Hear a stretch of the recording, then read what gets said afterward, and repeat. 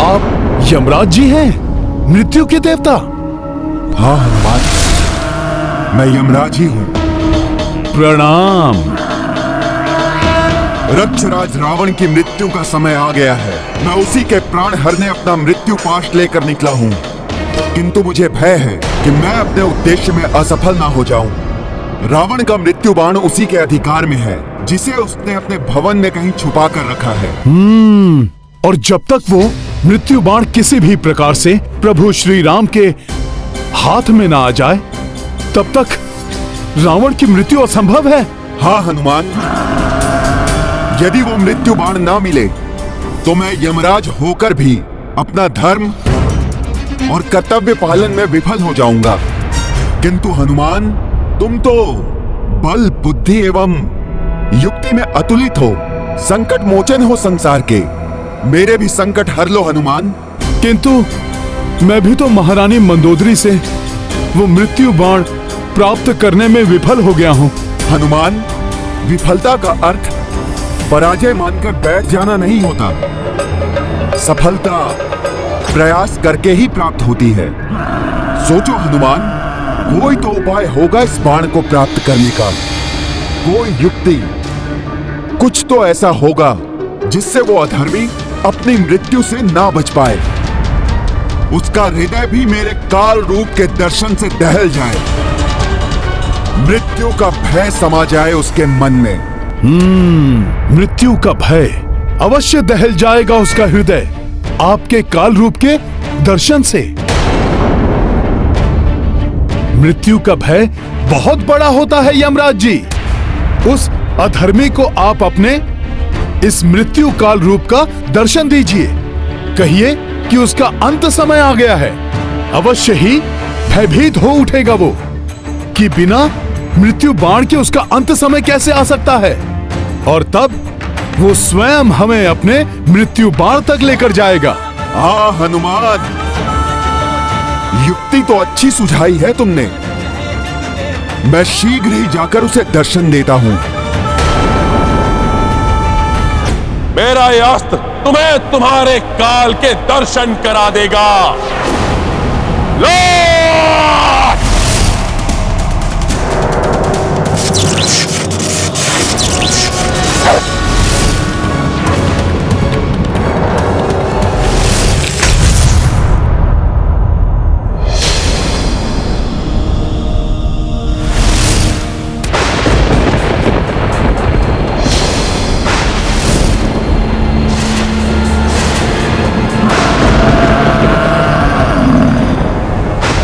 अकस्मात ही क्या होने लगा।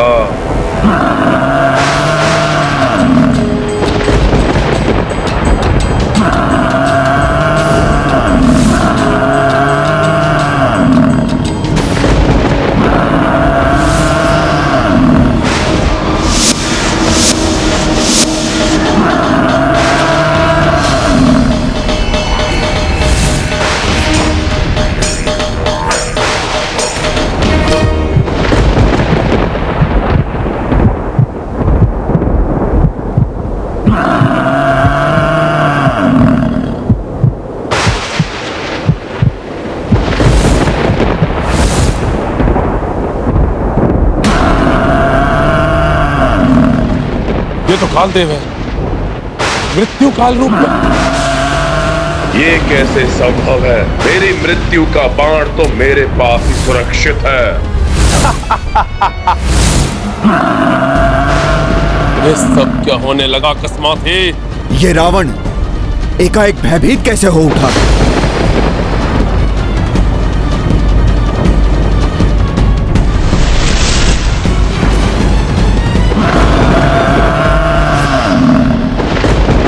यमराज, तुम मुझे स्पर्श भी नहीं कर सकते, क्योंकि मेरी मृत्यु का बाण मेरे पास ही सुरक्षित है।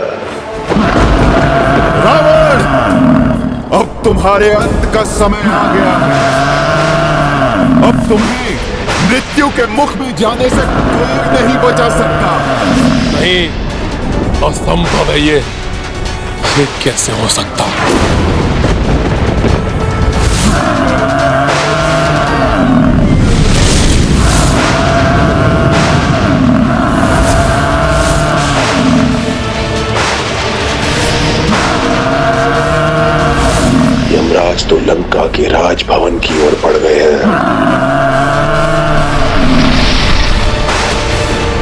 कहीं यमराज मेरी मृत्यु का बाण लेने के लिए तो लंका नहीं जा रहे।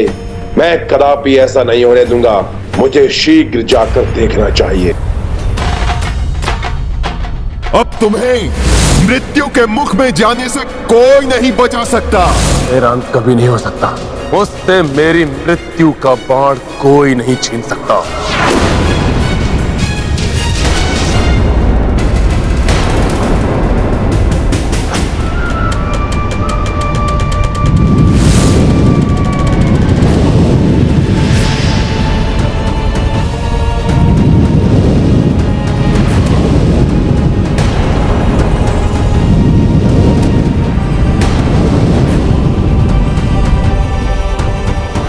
भले ही रावण बारंबार जीवित होता रहे, किंतु मेरे प्रहार नहीं रुकेंगे।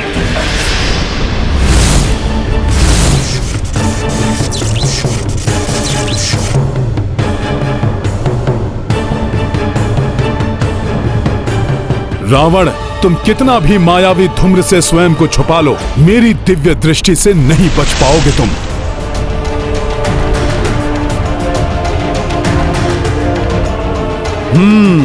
तो इस धूम्र के पीछे छुपकर ये राक्षस अपनी माया से दो रूप बना रहा है, जिससे कि एक रूप यहां युद्ध करता रहे और दूसरा रूप मृत्यु बाण तक जा सके। तो मेरी युक्ति में तुम फंस ही गए रावण। तुम स्वयं मुझे उस मृत्यु के बाण तक लेकर जाओगे। रावण के इन दोनों रूपों में भेद करना कठिन है कि कौन वास्तविक रावण है एवं कौन मायावी रावण।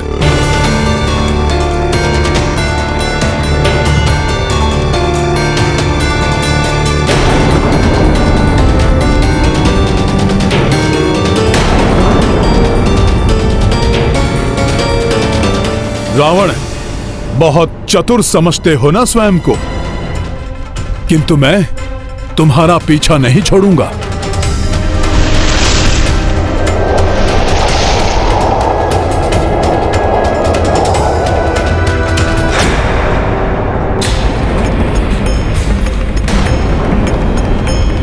कुछ समझ में नहीं आ रहा है कि ये हो क्या रहा है।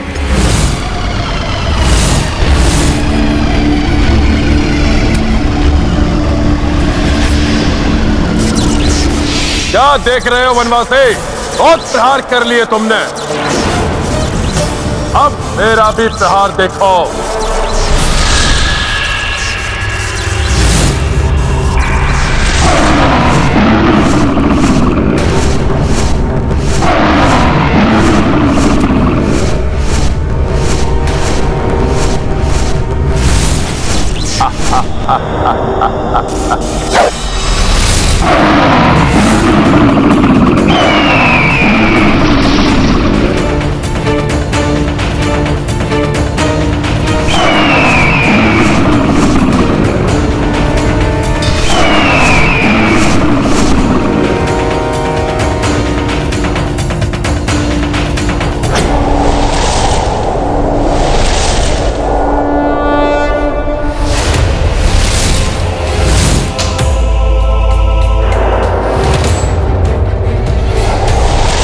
रावण, तुम जहां भी जाओगे तुम्हारे पीछे आऊंगा मैं।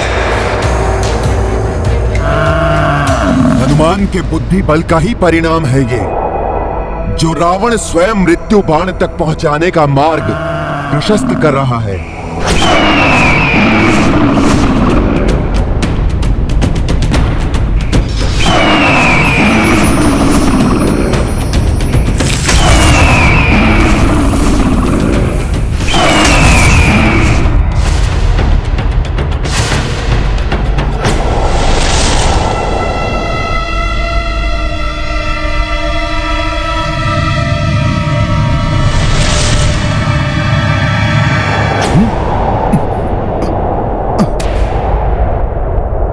ये क्या? रावण अकस्मात ही कहां लुप्त हो गया? अब मृत्यु बाण के इतने निकट आकर भी कहीं सारा किया हुआ व्यर्थ ना हो जाए। नहीं, ऐसा नहीं हो सकता। रावण को मुझे शीघ्र ही ढूंढना होगा।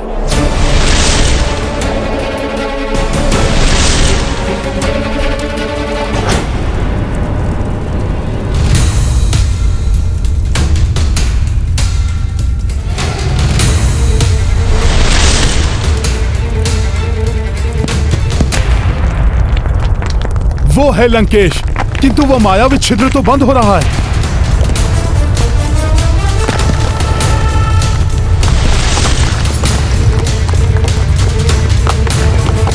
उस छिद्र के बंद होने के पूर्व ही मुझे उसके पार जाना होगा।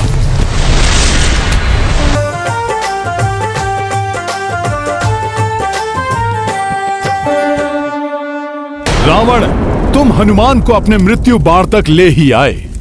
मेरे मृत्यु बाण तक मेरे अतिरिक्त कोई अन्य पहुंच ही नहीं सकता। यही होगा मेरा मृत्यु बाण।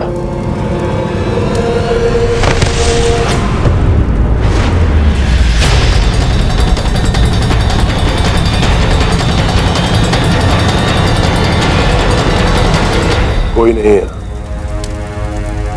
कदाचित भ्रम हो गया था मुझे।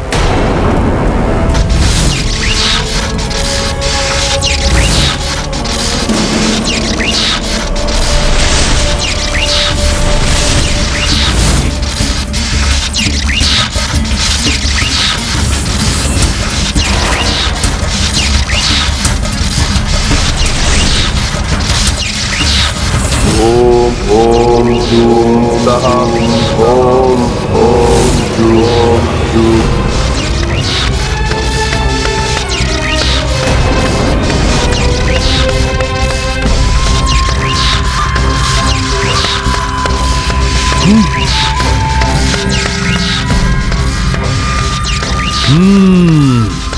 तो ये है रावण की मृत्यु का बाण।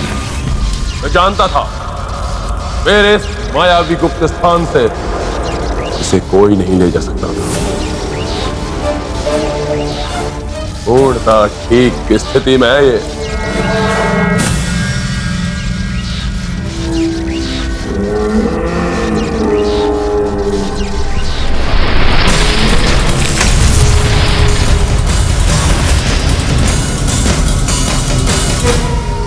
अब जाकर उस वनवासी को समाप्त करता हूं। बहुत अस्त्र चला लिया उसने।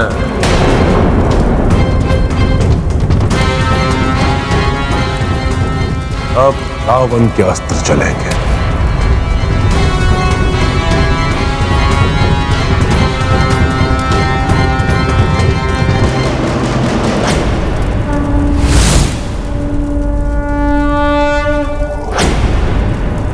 रावण, अब सुरक्षित नहीं रहेगा तुम्हारा ये मृत्यु बाण, और ना ही तुम सुरक्षित रह पाओगे।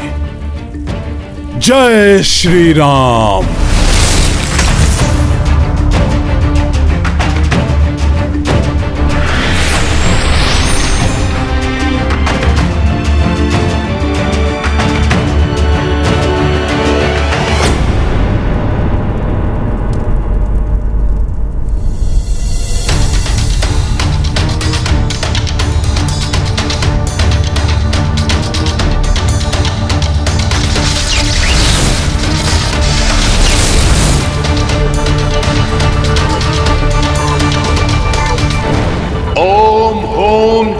सः ओम होम जूम सः ओम होम जूम सः ओम होम जूम सः।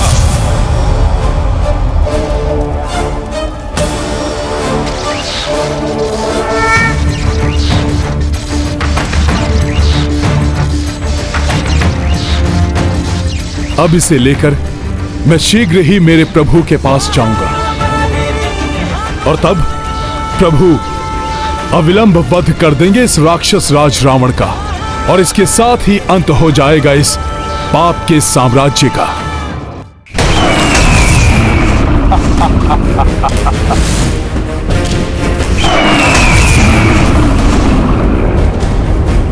रावण का ये मायावी पशु बड़ा ही भयंकर प्रतीत हो रहा है। किंतु विजय प्रभु के अस्त्र से निर्मित पशु की ही होगी, क्योंकि अधर्म कितना भी भयानक और बलशाली क्यों न हो, विजय सदैव धर्म की ही होती है।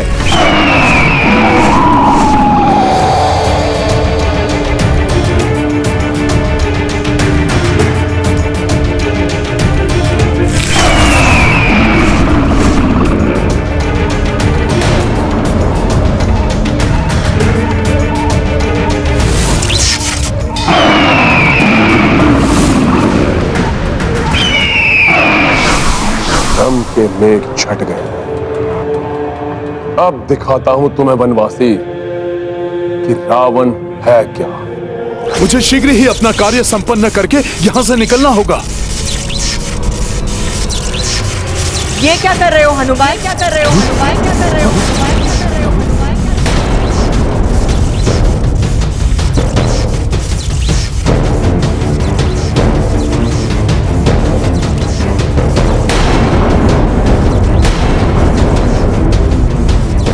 तो अब तुम छल का भी आश्रय लेने लगे हनुमान। धर्म की दुहाई देने वाला हनुमान अब चोर कंध पे उतर आया है। क्या ये अधर्म नहीं है? अधर्म नहीं है।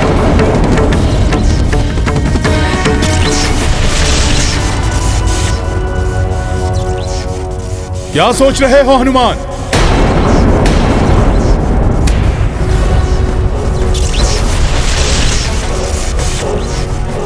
जो तुम कर रहे हो वो उचित है क्या?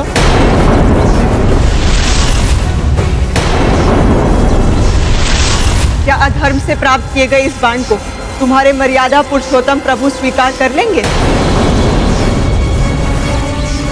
नहीं, प्रभु इसे कदापि स्वीकार नहीं करेंगे। हनुमान को ऐसा कार्य शोभा नहीं देता, अपराध है ये। मैं ये क्या करने जा रहा था? धर्म की रक्षा के लिए अधर्म का आश्रय? उचित तो यही होगा तुम्हारे लिए हनुमान कि अधर्म मत करो, लौट जाओ यहाँ से। अधर्म तो रावण ने किया है देवी। इस मृत्यु बाण को यमराज से छीनकर मैं तो न्याय कर रहा हूं। विधाता ने जो भाग्य में लिखा है उसे कोई भी परिवर्तित नहीं कर सकता। मैं भले ही चौर कर्म कर रहा हूं, किंतु ये धर्म की रक्षा के लिए है। मैं अपने किसी निजी स्वार्थ के लिए ये सब नहीं कर रहा हूं। अतः ये कदापि अधर्म नहीं है। तुम्हारे प्रयास व्यर्थ हो जाएंगे हनुमान। अधर्म का कलंक भी लग जाएगा तुम्हारे मस्तक पर। हनुमान तो असमंजस में फंस गए। इस दुविधा से निकलना होगा हनुमान को। यदि हनुमान रावण का मृत्यु बाण लेकर नहीं गए तो इस युद्ध का अंत कैसे हो पाएगा? प्रभु श्री राम के प्रयास विफल होते जाएंगे। नहीं, प्रभु श्री राम कदापि अधर्म का साथ नहीं देंगे। मुझे ये मृत्यु बाण यहीं छोड़ना होगा।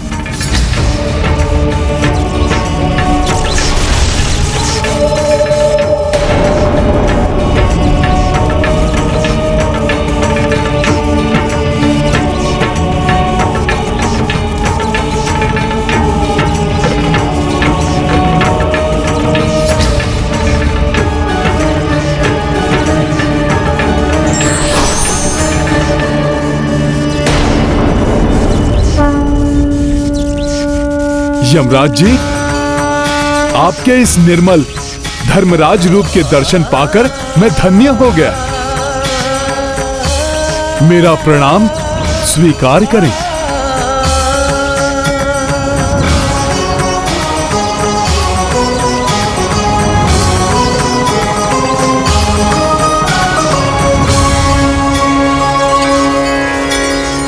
हनुमान, धर्म अधर्म की दुविधा में पड़ गए हो। हाँ धर्मराज जी। ये अधर्म नहीं है हनुमान, अपितु तुम तो इस बाण को उसके उचित स्थान पर पहुंचाकर धर्म संगत कार्य कर रहे हो। किंतु है तो ये चौर कर्म ही ना। इसे मेरे प्रभु कदापि स्वीकार नहीं करेंगे। हनुमान, धर्म की रक्षा के लिए आवश्यक है, इसीलिए तुम्हें इस बाण को प्रभु के संज्ञान में आए बिना ही उनके तुनीर में रखना होगा। इस प्रकार जैसे ही रावण के जीवन की अंतिम घड़ी आएगी, उसका मृत्यु बाण प्रभु के हाथ में आ जाएगा। किंतु ये तो पूर्णतया धर्म के विरुद्ध होगा। प्रभु के साथ छल होगा ये। नहीं हनुमान, कोई छल नहीं, कोई धर्म के विरुद्ध कृत्य नहीं होगा ये। मैं धर्मराज तुम्हें अधर्म का कार्य करने को कैसे कह सकता हूं भला? हनुमान, अधर्म तो तब होगा जब रावण का मृत्यु काल आने पर भी प्रभु श्री राम के हाथों उसे मृत्यु प्राप्त नहीं हो पाएगी।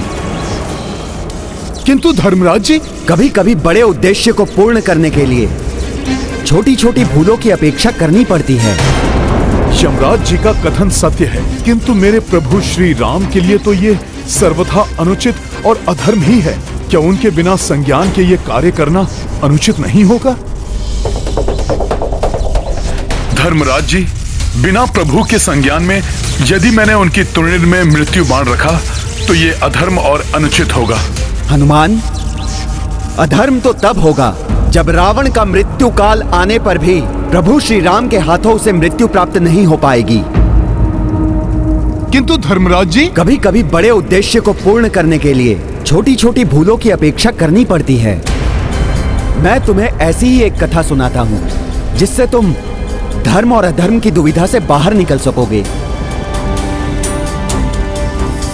एक समय उतथ्य नाम का एक युवक था।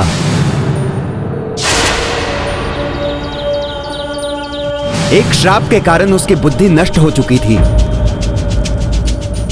और उसके परिजनों ने उसे मूर्ख कहते हुए घर से बाहर निकाल दिया था।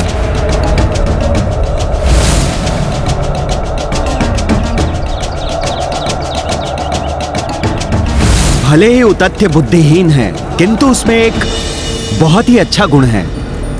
हनुमान, वो कभी झूठ नहीं बोलता था। एक समय महादेव, शिव और नंदी ने उतथ्य के सत्यवाचन की परीक्षा लेने का निर्णय किया।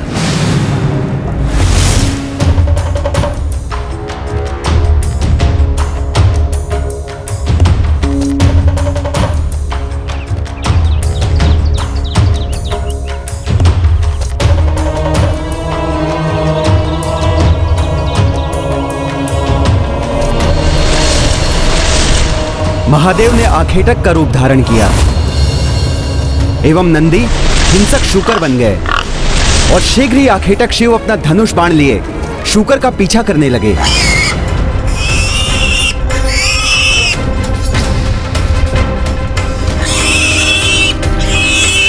हिंसक शूकर भागते भागते उतथ्य की ओर आने लगा। भय के मारे उतथ्य के मुख से अकस्मात ही देवी आदिशक्ति का प्रथम बीज मंत्र प्रस्फुटित हुआ।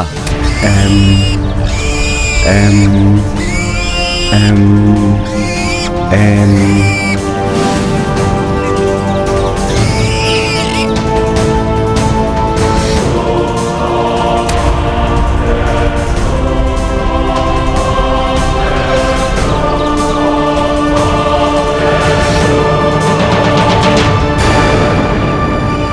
हे युवक, क्या तुमने मेरे आखेट को इस ओर आते हुए देखा है? चुप क्यों हो? बताओ। उस शूकर को आखेट करके मैं अपने परिवार के लिए आज रात के भोजन का प्रबंध कर लूंगा। तुम्हें भी इसका पुण्य मिलेगा। बताओ, कहां छुप गया है वो शूकर? क्या करूं मैं? सत्य बोलता हूं तो एक जीव के प्राण की हानि होगी, और यदि असत्य बोलकर उस जीव की रक्षा करता हूं तो असत्य वाचन का दोष लगेगा। अधर्म होगा ये। फिर क्या किया उसने? उस दुविधा से कैसे मुक्त हुआ उतथ्य? बुद्धिहीन होकर भी उसने उचित निर्णय लिया।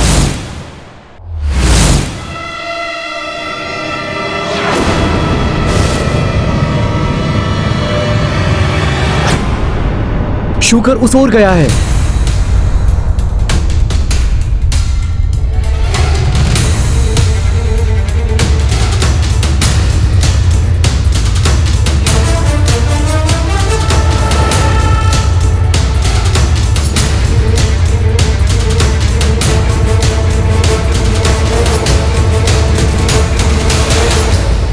उस जीव के प्राण बचाने के लिए उतथ्य ने असत्य बोला, तब तो वो अवश्य ही भोले बाबा की परीक्षा में असफल हो गया होगा। हनुमान, असत्य बोलकर भी उसने धर्म का पालन किया था। उतथ्य के झूठ बोलने से आखेटक क्रोधित हो उठा। तुमने मुझसे झूठ बोलने का दुस्साहस कैसे किया?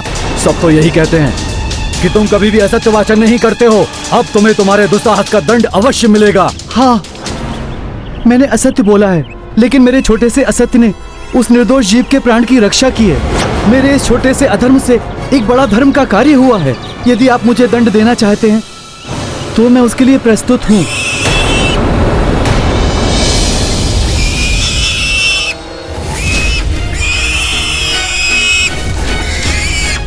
ये क्या?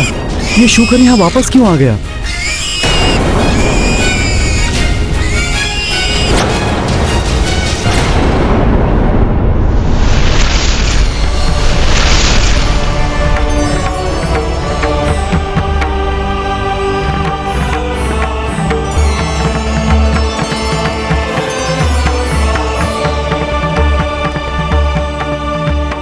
महादेव, महेश्वरी, नंदी जी, आप सबके दर्शन से इस मूर्ख उतत्ती का जीवन धन्य हो गया। आप सबके चरणों में मेरा प्रणाम। उठो तथ्य, भले ही तुमने मिथ्या वचन कहे, किंतु कोई अधर्म नहीं हुआ है तुमसे। मेरी परीक्षा में सफल रहे तुम। मुझे दुविधा से उबारकर आपने मुझ पर बहुत बड़ा उपकार किया है प्रभु। तुम्हारा ये कृत्य संसार के समक्ष उदाहरण बनेगा कि असत्य संभाषण से यदि सबका कल्याण होता है तो वो असत्य धर्म नहीं होगा, और जिस सत्य से किसी निर्दोष का बुरा होता है वो सत्य होकर भी अधर्म कहा जाएगा।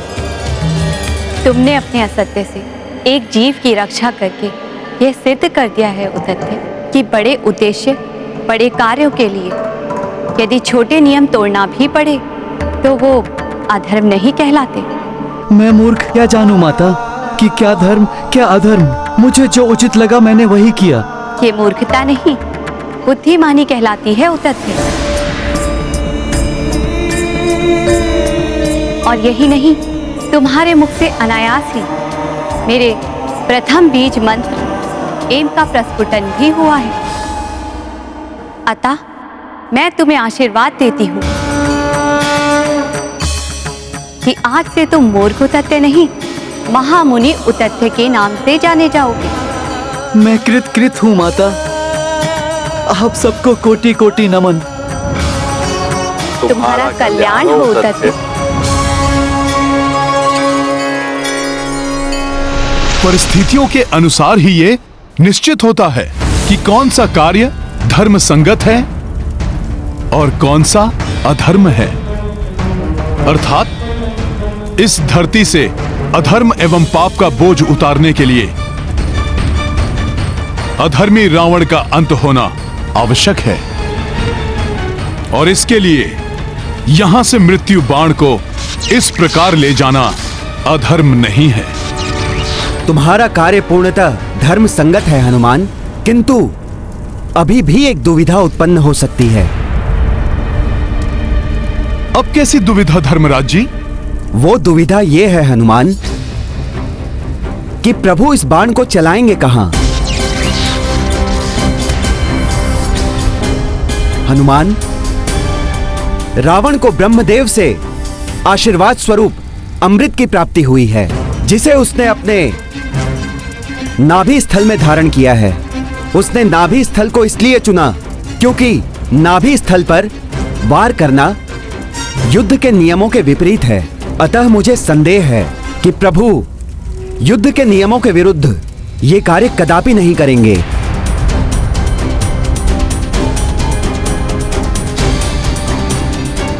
फिर ऐसी स्थिति में क्या करना चाहिए धर्मराज जी?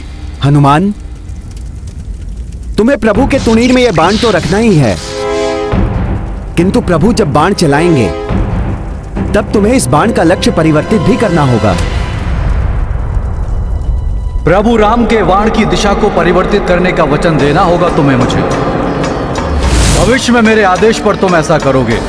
मैं अंजने हनुमान आपको वचन देता हूँ कि आपकी आज्ञा के अनुसार उचित समय आने पर मैं प्रभु राम के बाण की दिशा को परिवर्तित करूंगा।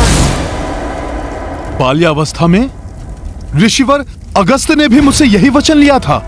ऋषिवर अगस्त को भी ये ज्ञात था कि ब्रह्मा जी से प्राप्त अमृत को रावण ने अपनी नाभि में छुपा कर रखा है। हनुमान, अब तो तुम्हारे मन में कोई संशय नहीं है ना? जब धर्मराज ने मुझे स्वयं इस संशय से निकाल लिया, ऋषिवर अगस्त्य ने भी मुझसे वचन लिया, तब कैसे मैं इतने महत्वपूर्ण कार्य को करने से पीछे हट सकता हूं?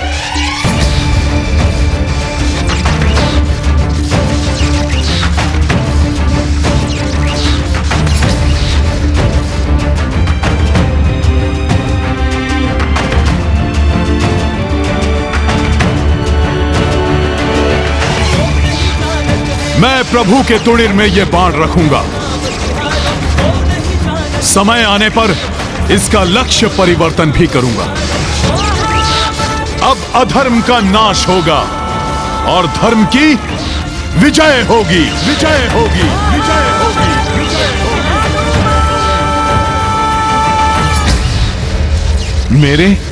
मेरे प्रभु श्री राम की विजय हो, राम की विजय हो, राम की विजय हो, राम की विजय हो।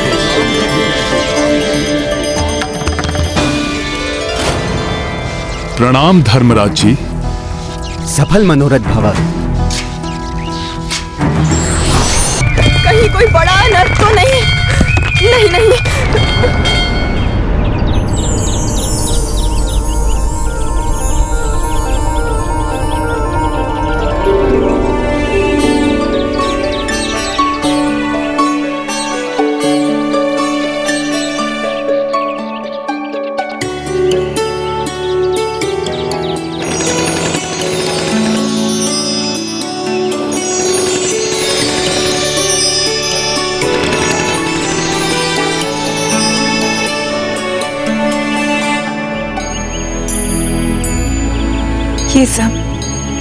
ये शुभ शकुन, आज मुझे बड़े ही सुख का आभास हो रहा है।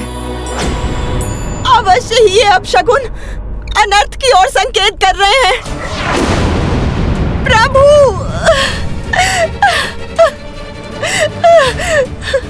प्रभु रक्षा करना मेरे स्वामी की।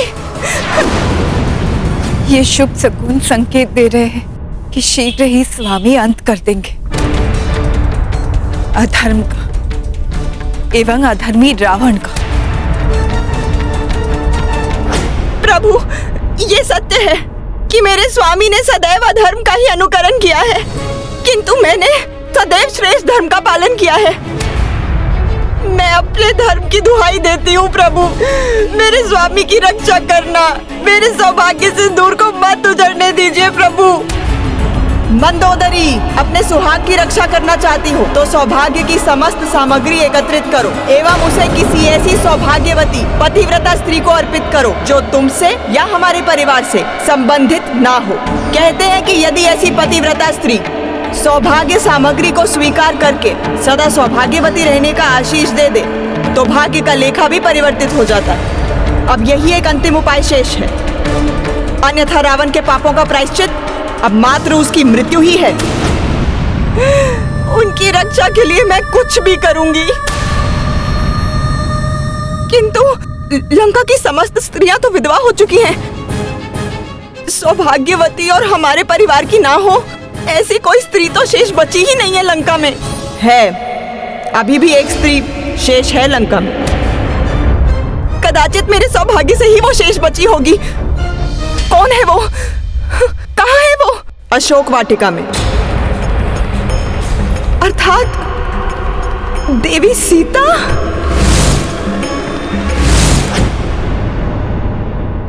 सौभाग्यवती एवं पतिव्रता होने के कारण सीता सौभाग्य सामग्री को ठुकरा भी नहीं सकती।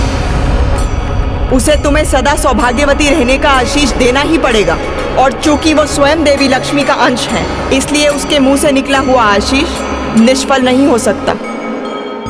किंतु सीता, मात्र सीता ही अब एक अंतिम आशा शेष है रावण के जीवन की रक्षा के लिए।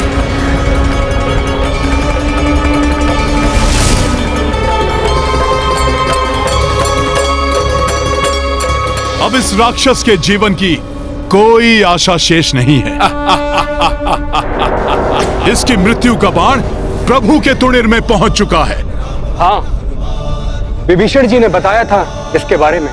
भ्राता लंकेश की मृत्यु का बाण स्वयं उनके पास ही है, जिसको प्राप्त किए बिना उनका वध असंभव है। मैं जानता था कि आप कभी भी प्रभु श्री राम के काज में असफल नहीं होंगे। कुछ भी करके आप मृत्यु बाण को लाने में सफल अवश्य हो जाएंगे। अब मुझे पूर्ण विश्वास हो गया है कि आज सूर्यास्त से पूर्व ही भैया राम इस मृत्यु बाण का प्रयोग अवश्य करेंगे। हाँ लक्ष्मण भैया, आज के सूर्यास्त के साथ ही पाप का साम्राज्य भी अस्त होने वाला है। नारायण नारायण। अब प्रभु के हर एक वार के साथ ही अधर्मी रावण अपने अंत के निकट पहुंचता जाएगा।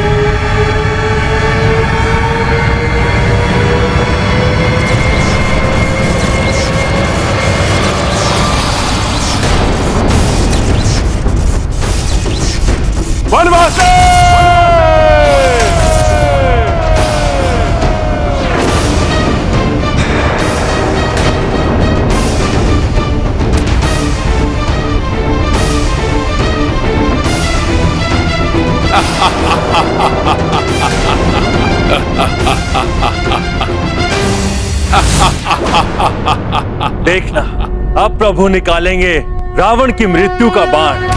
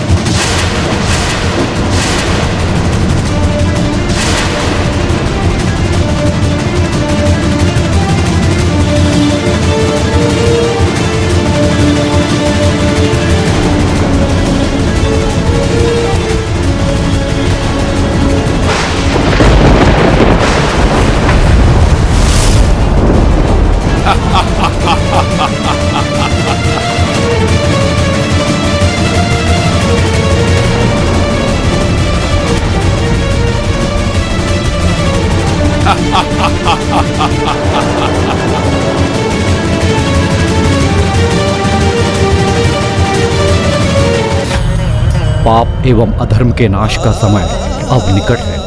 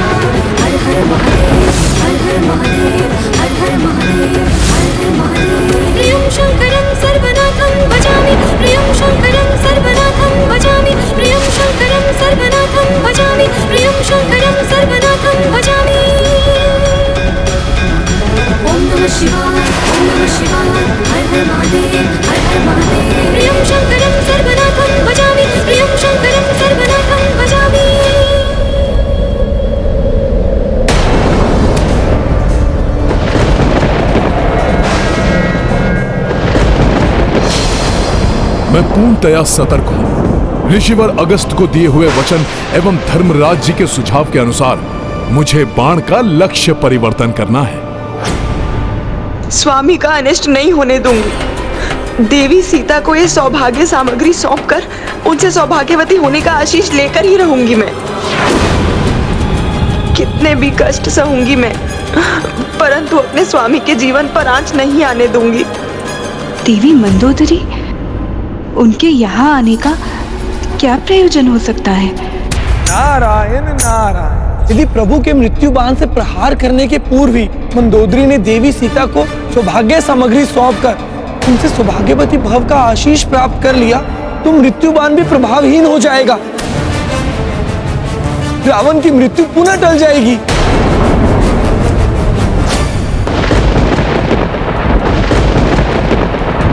ये बाण मेरी मृत्यु के बाण के सदृश कैसे प्रतीत हो रहा है, जिसे कुछ ही समय पूर्व मैं स्वयं अपने राजप्रसाद में देख कर आया हूं।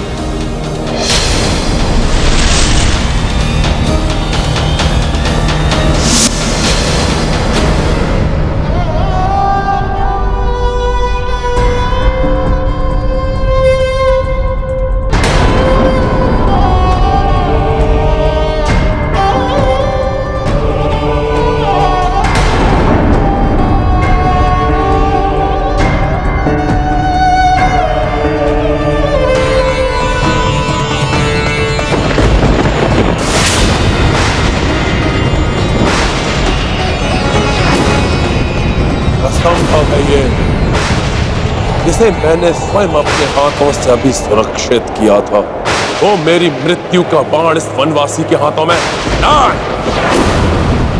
अवश्य ही कोई छल है। मुझे भ्रमित कर भयभीत करना चाहता है ये वनवासी।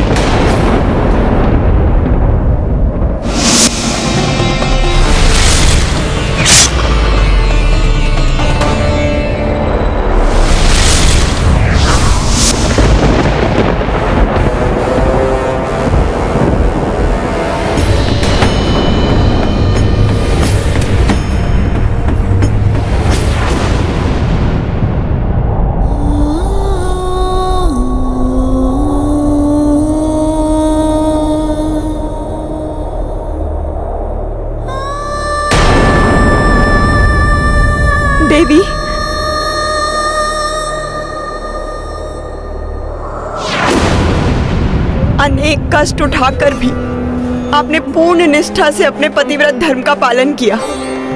मेरे हृदय में आपके लिए अपार श्रद्धा है। मेरा विश्वास कीजिए देवी, मैंने सदैव स्वामी के प्रत्येक अधर्म का विरोध किया है। देवी मंदोदरी, आपके प्रति मेरे हृदय में कोई द्वेष नहीं। मुझे ज्ञात है आप पूर्णतः निर्दोष हैं। देवी, एक नारी ही दूसरी नारी की पीड़ा को समझ सकती है। आज मैं एक अभागन पतिव्रता अपनी व्यथा दूर करने के लिए आपसे एक याचना करने आई हूँ। सच्चे हृदय से आपको कुछ देने और आपसे कुछ लेने आई हूँ। बस आप ये मत कहिएगा कि मेरी याचना स्वीकार करना आपके लिए असंभव है। रावण हूं मैं, किसी भी छल और किसी भी चाल में नहीं फंसूंगा। इससे पूर्व ये वनवासी कोई चतुराई दिखाए, उसके पूर्व ही मैं अपने सबसे घातक आसुरी अस्त्र का प्रयोग करूंगा।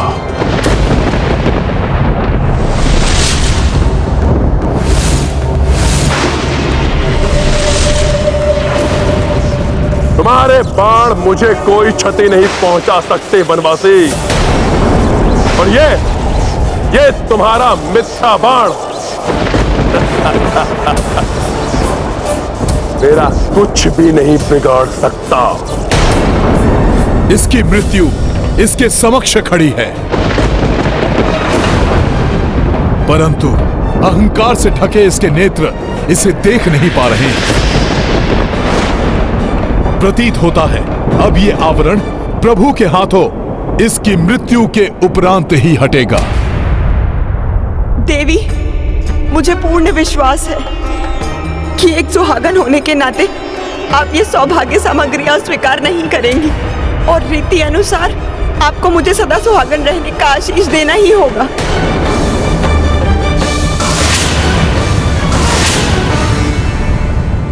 ये कैसी दुविधा में डाल दिया देवी मंदोदरी ने मुझे। मैं एक पतिव्रता सुहागन सौभाग्य सामग्री स्वीकार करने से मना नहीं कर सकती, परंतु धर्म और अधर्म के युद्ध में मेरे स्वामी मंदोदरी के पति से ही युद्धरत हैं, इसलिए उनकी इच्छा पूर्ण भी नहीं कर सकती मैं।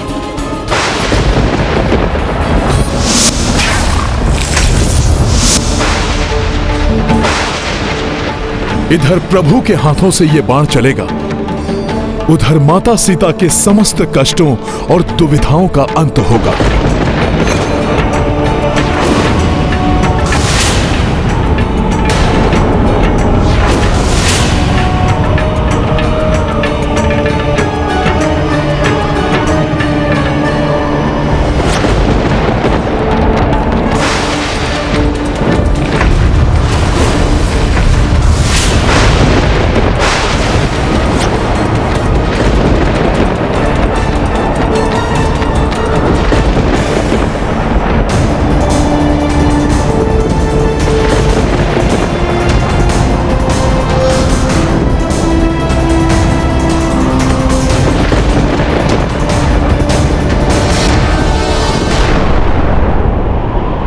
अपने दुष्कृत्यों से धर्म का नाश करने वाले रावण अब तुम्हारे सर्वनाश का समय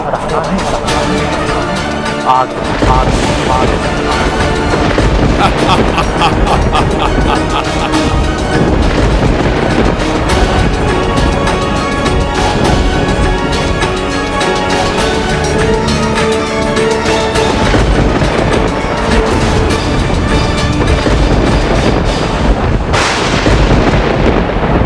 प्रभु इस मृत्यु के बाण से इस दुष्ट का अंत कर पृथ्वी को इसके पापाचार से मुक्त करेंगे।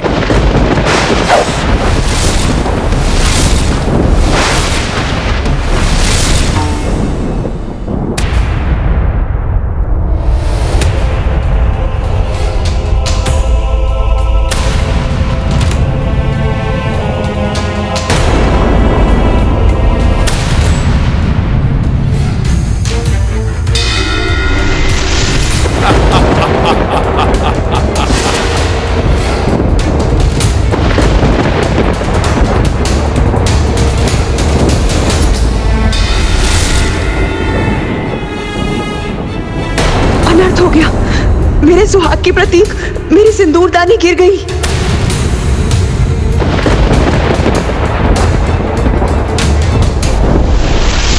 यदि ये मेरी मृत्यु का बाण है भी, तो ये मेरे शरीर के उचित स्थान पर लक्षित ही नहीं है।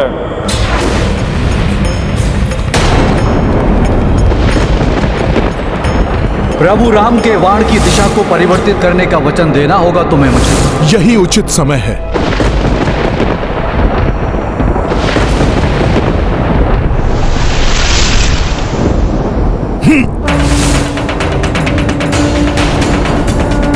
नहीं बिखरने दूंगी इस सिंदूरदानी में संचित सिंदूर को।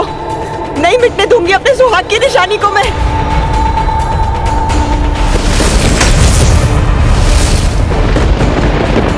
हनुमान जी अब क्या करने जा रहे हैं? वो इस बाण को उचित दिशा देने जा रहे हैं।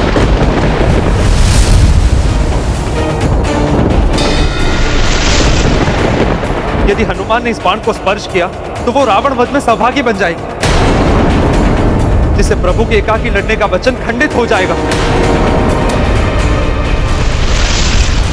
बिना इसका स्पर्श किए इसके लक्ष्य में परिवर्तन करना होगा मुझे। युद्ध नीति में बंधे रघुराई, नाभि पर ना बाण चलाई।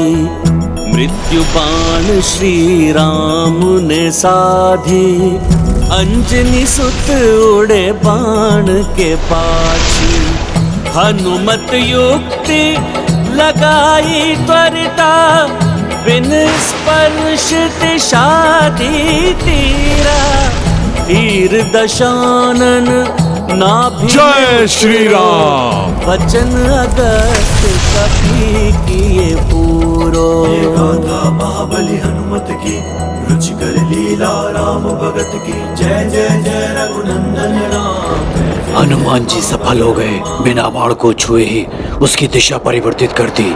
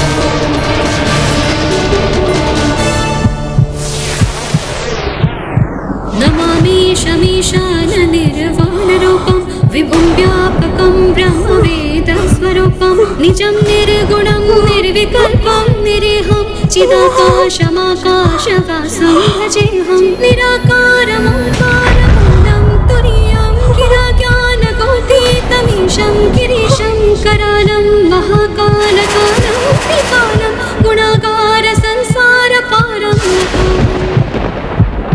नहीं, ये नहीं हो सकता। मेरी नाभि स्थल में स्थित अमृत, मुझे अमृत प्रदान करने वाला अमृत मुझे छोड़कर नहीं जा सकता, नहीं जा सकता।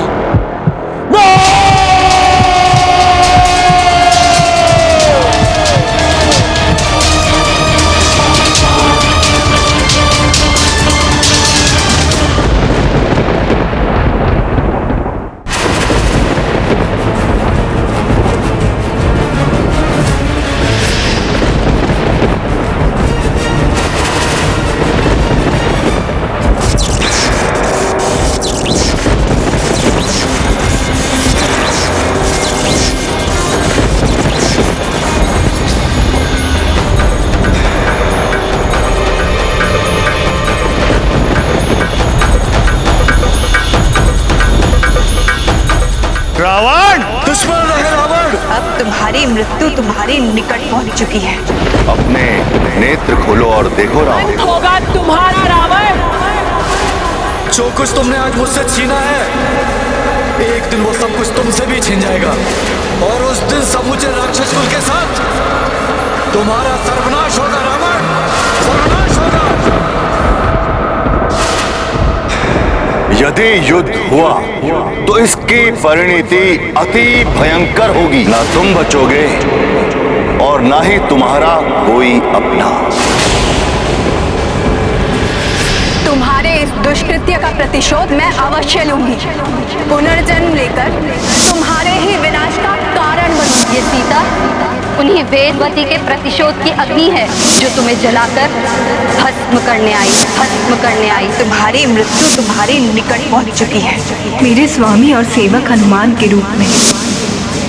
अब अंत होगा तुम्हारे पाप के साम्राज्य का, अंत होगा अधर्म का, अंत होगा तुम्हारा रावण। रावण! तुम्हारे मृत्यु का भी जब समय आएगा, तुम्हारा यह मृत्यु बाण स्वतः उसके पास पहुंच जाएगा जिसके हाथों तुम्हारी मृत्यु होगी। अंत होगा तुम्हारे मृत्यु का भी जब समय आएगा, तुम्हारा यह मृत्यु बाण दुष्कृत्य का प्रतिशोध उसके पास पहुंच जाएगा जिसके हाथों तुम्हारी मृत्यु होगी। तुम्हारे ही विनाश का कारण बनूंगी।